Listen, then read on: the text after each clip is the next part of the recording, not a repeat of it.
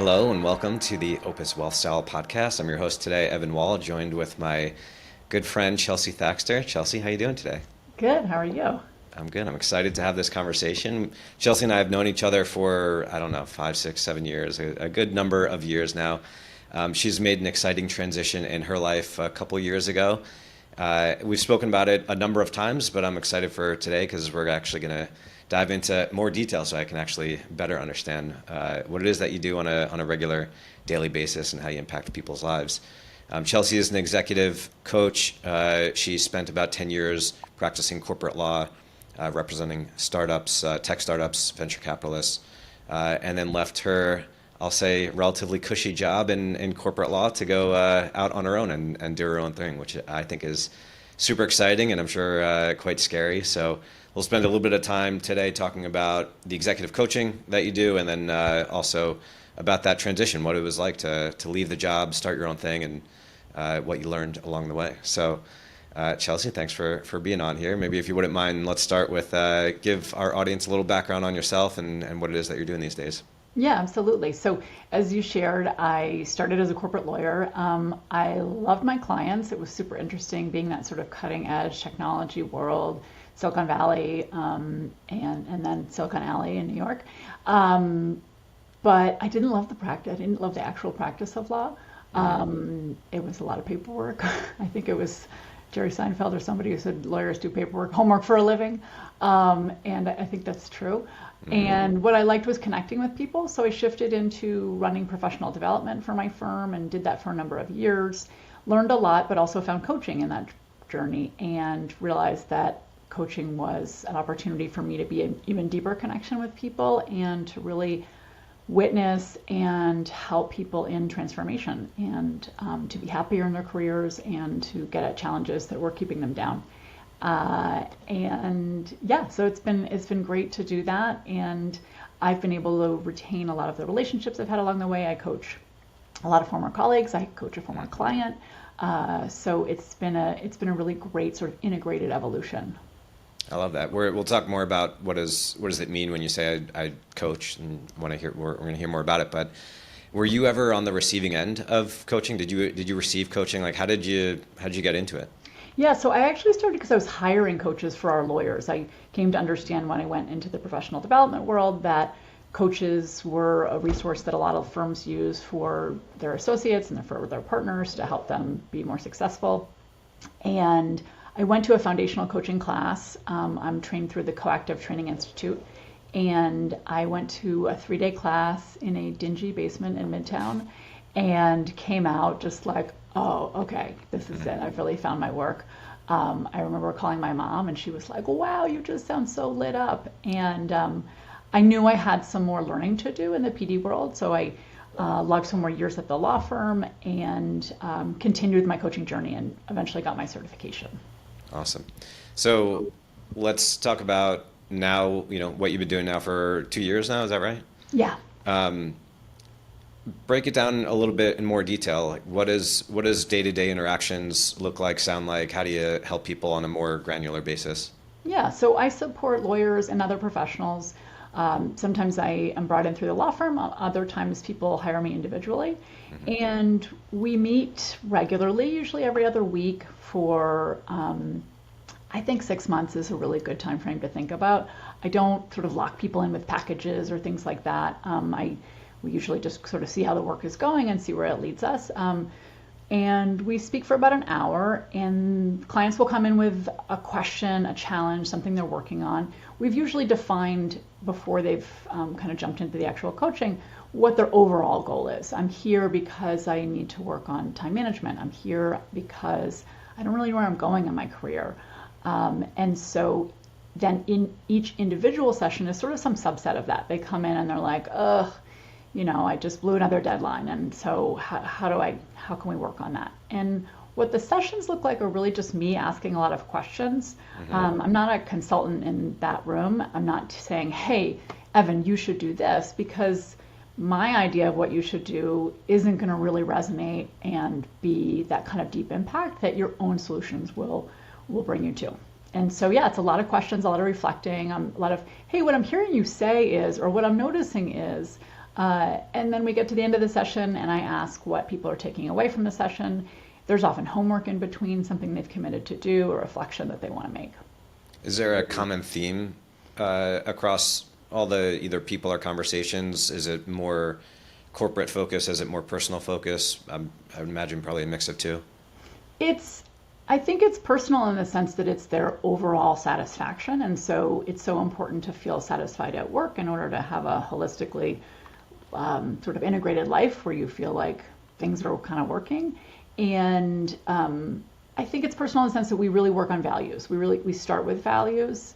And if you are in a work environment that is where your values are being stepped on or they're not being celebrated, it can feel icky, it can feel out of alignment. And so it's hard to get motivated to do your best when you're not really feeling like you're in the right place. And so that doesn't mean like you need to like go to like an ashram and quit your job and or take off and go surfing, but you can find satisfaction in your current role. If you want to be more connected with people, let's find out where you can get more connected in your current role. If you want to think deeper thoughts, let's figure out how to get more of that intellectual stimulation in your current role.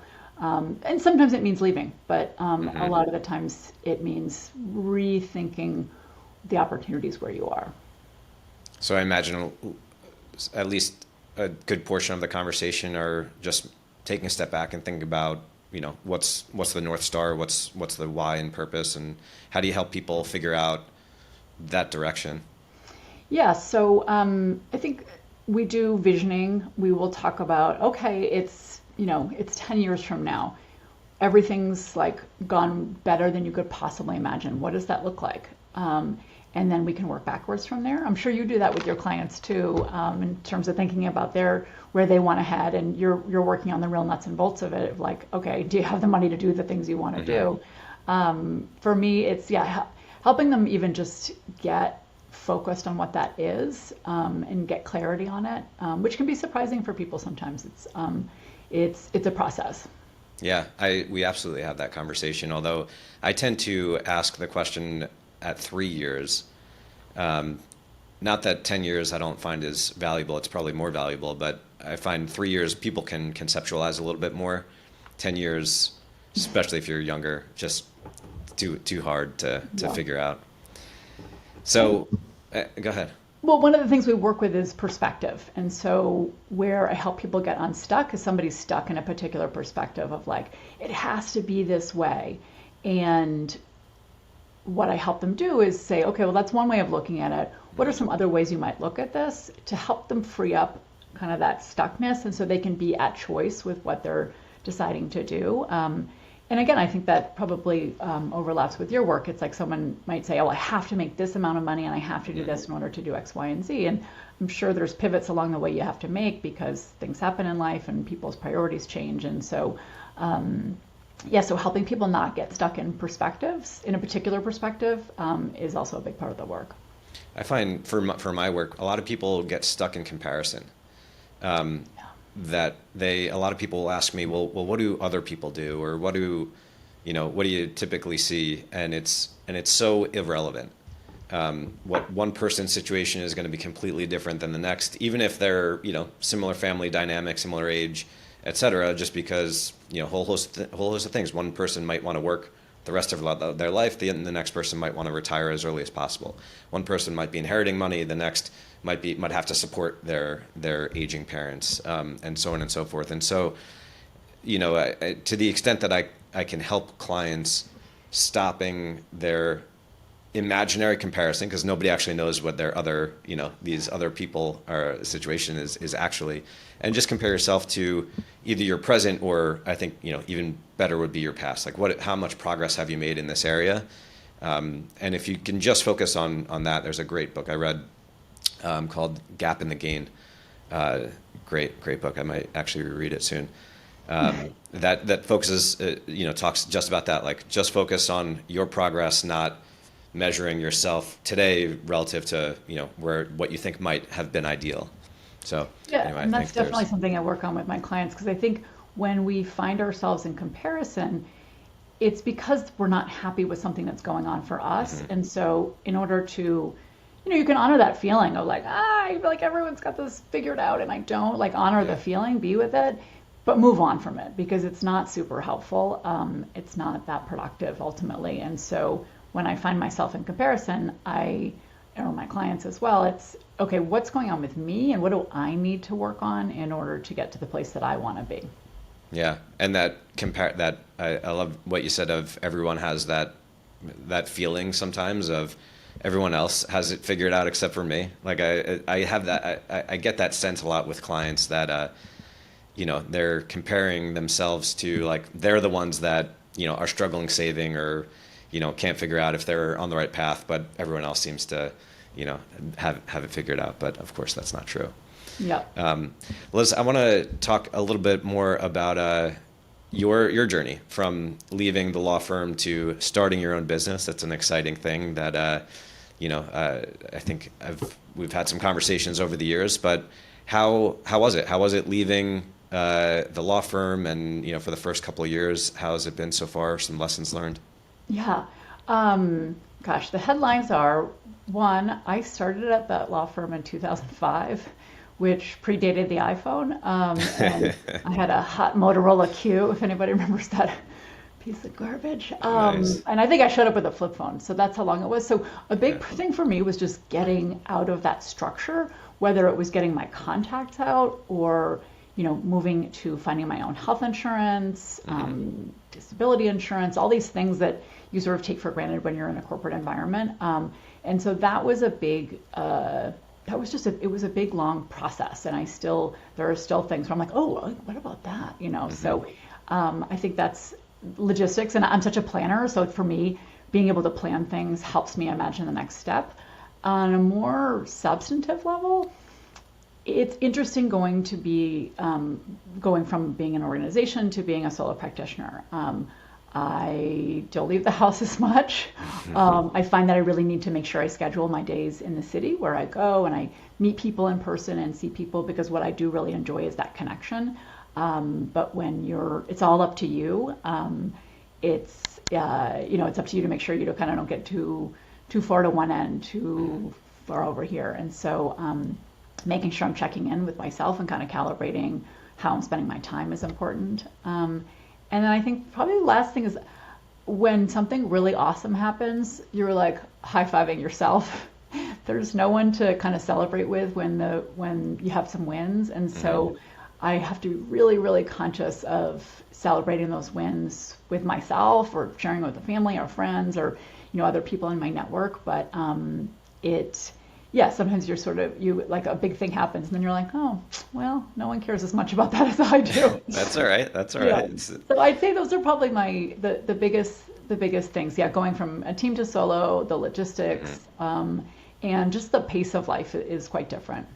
Yeah, I find that where you focus your energy has been a big thing for me, at least in the last couple of years.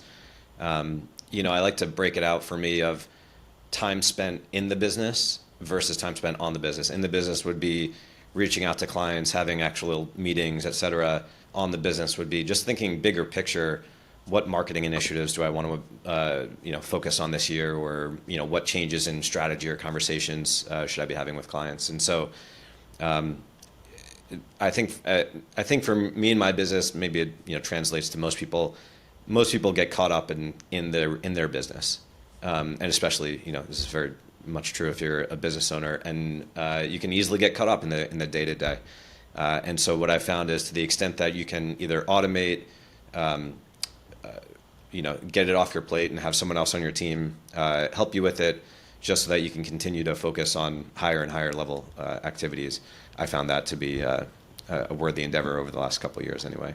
Absolutely. And I think appreciating the ebb and flow of what's happening and sort of going with it rather than fighting it. So when I'm busy with a lot of in the business stuff, to be in it and not worry so much that I'm not attending to the out of the business. And then when things slow down a little bit and I have some time to think more strategically about, how I'm reaching out to folks, other areas of business I want to develop, not freaking out because I don't have as much in the business work at the time. So understanding there's going to be an ebb and flow there, and kind of going with it more naturally rather than fighting it on either end. Yeah, it's the risk of being a business owner is, Yeah. it's nothing's guaranteed. You gotta fight for Yes. everything. Yes, absolutely. So, Chelsea, in 3 years, you're feeling great about things, business, personal. What do things look like? Oh my gosh. It's a great question. So I would like to continue to learn. One of my values is lifelong learning, and so I became certified as an Enneagram practitioner, which is a personality assessment. That was one of the things I did after getting my coaching certificate, and it's been incredible. It's opened up a whole world for me. I just did a session this morning with the New York City Bar on Enneagram, and I love teaching it to people. So I would like to be continuing to learn a lot. And I would like some of the like early bumpiness of this journey to have smoothed out a little bit, just have a little more predictability, and feel like there are some things that are kind of running on autopilot. I think that is one of the challenges of being a new business owner is that everything's new. It's like, how do I do this? How do I do that? And so that takes a lot of energy. And so it's nice to have some things on autopilot so you can focus your energy in different places. Yeah, I would like to just continue to have a real mix of work. I do both individual coaching, I do team coaching. I coached an in-house legal team at a tech company last year. It was one of my favorite engagements that I did.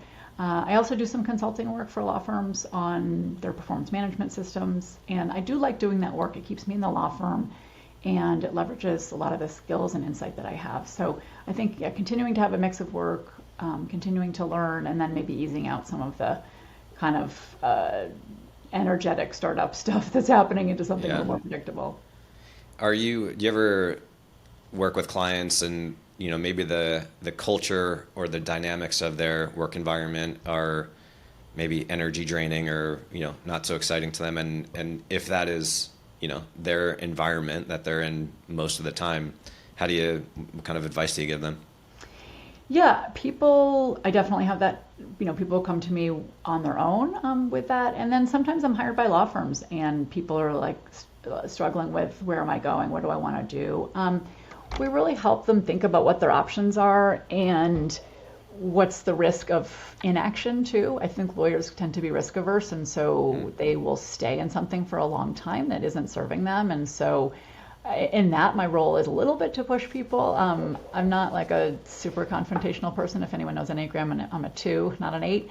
And 8s are much more confrontational, but that's an opportunity for development for me. But in that situation where somebody is really tolerating something that isn't serving them, I will push a little bit more, and have them really look hard at the risk of inaction in that situation. Yeah, that also translates over to my side of things as well. A lot of people can, it's easy to get stuck in your ways, and change in status quo is often uncomfortable for a lot of people, and so sometimes people just need a little nudge. Yeah, how do you do that with folks? I'm curious. As lovingly and gently as I can, but some people, for example, maybe I'm a little over analytical, but a lot of times I'll just show people the data and say, here's what we're seeing over the last 3 to 6 months. I think we need to try and cut back on spending to the extent that you can, and try to make it a more engaging conversation, ask some questions, like you said. And that's just one example. It may not always be cutting back on spending, but that's usually one of the main things that people can control, right? You can control what the rates of returns they're going to get or market returns, et cetera, what the economy is going to do. But you can control, at least for the most part, how much you spend, how much you save, et cetera. And so that's why we spend so much time on it, is because we're going to spend time on things that you can control. And then, as long as you're saving appropriately, then it's much simpler conversation of what do we do with it? How do we allocate it relative to... What I appreciate about your approach as one of your clients is that it is a real judgment-free zone. And I think that I don't feel like, oh, I'm going to go tell Evan that, I want to launch this business, and he's going to say, don't do that. Or, you're always very supportive. And I feel like whatever I bring to you, you work with it and you work with me. Yeah, well, I appreciate that feedback. I think I've been trained over the years that it needs to be a judgment-free zone. Otherwise, it's less of an authentic conversation. It's just not serving people. Well, it's a coaching approach, right? You're approaching it with curiosity and an open mind because you want to serve them and their ultimate goals. you are in the advice business more than I am because you have, there's at some point you've got facts and figures and numbers. But you really come at it from a place of, I think, wanting to help and curiosity about how people can get from point A to point B. Yeah, I appreciate that. It's very, it's about like learning how everyone's different, right? Some people need more of a nudge. Some people need the numbers. So it's just, it's a fun journey to kind of learn how to engage with people and how to, motivate people or lead people to take action or make some changes in their lives. So I always appreciate our conversation. You always show up with a smile and that gives me energy. In our wrapping up here, if let's spend a minute or two on what are some of the biggest inspirations you've had or best pieces of advice, and then anything you want to leave with the audience and how they can learn more about you and your services. Yeah, gosh, a couple of things. One, when I was doing I was trained to be a teacher when I was leaving college, and I never ended up teaching. But I remember my faculty advisor from the college saw me interact with the teacher I was working for, and I was so in awe of this teacher because he was just so great. And my faculty advisor could see that I was a little like deer in headlights because I was so in awe of this other person. And she said to me, you're not as good at this now as you're going to be one day, and that's okay. Mm-hmm. And it really just stuck with me because it was such a growth mindset, and it really has helped me along the way, because if you're going to try something new, you're not going to be perfect at it. You're not going to, it's a process, and just that sort of being with the process was a really helpful thing to me. And that was literally something that, someone said to me like 25 plus years ago. And you still remember it. Really stuck, yeah. That reminds me of the book that I'm listening to, Mindset by Dr. Carol Dweck. Yes. Awesome book. Go read it, listen to it, go be a beginner. And always have that mindset. Will serve you well. Absolutely. So that's, I'd say, I think also just seeing other people who are doing what I've done. This sounds maybe boring, but LinkedIn is a great tool to kind of see what people's career arcs have been. When I was moving from practice into professional development, me being very forward thinking, like, well, I'm not, well, what's going to happen next after that? But then I saw a lot of people do what I'm doing now. And so I understood that there was sort of a fairly well-trodden path from practicing to professional development to this coaching practice. And so learning self-efficacy is something I work with my clients, not just a fake it till you make it kind of confidence, but truly resourced self-efficacy. And one of the steps to build that is to see how other people do things. And I think that's been really helpful for me. Yeah, love it. Well, Chelsea, appreciate the time hopping on with us. Awesome. How can people learn more about you, your services, and how you can help? Yeah, so my website is just chelseathaxter.com, super easy. I'm glad my parents gave me a distinctive name. And I'm on LinkedIn, and reach out. I just would love to connect with people. I coach. I also facilitate interactive workshops on professional development topics like feedback. I do team engagements with Enneagram, and come and check it out. Send me a note, and I love to talk to people about how I can help. Awesome. ChelseaThaxter.com. Love the website is beautiful. I've got it up on my other screen here. Oh, good. And a great newsletter as well. So appreciate you coming on. To the listening audience, thanks for tuning in. Hope you enjoyed the conversation. Please like and subscribe if you did enjoy.